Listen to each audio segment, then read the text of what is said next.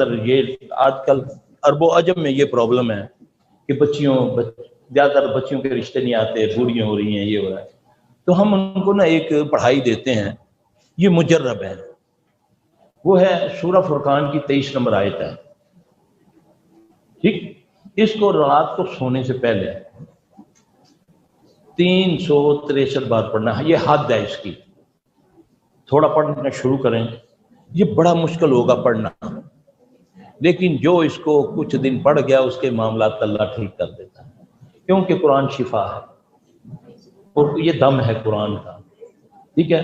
نہ یہ شرک ہے نہ یہ بدعت ہے، یہ ایک مجرب طریقہ ہے، ہمیں نبی سے اجازت ملتی ہے کہ اس دم میں کوئی حرج نہیں جس میں شرک نہ ہو، تو قرآن شفا ہے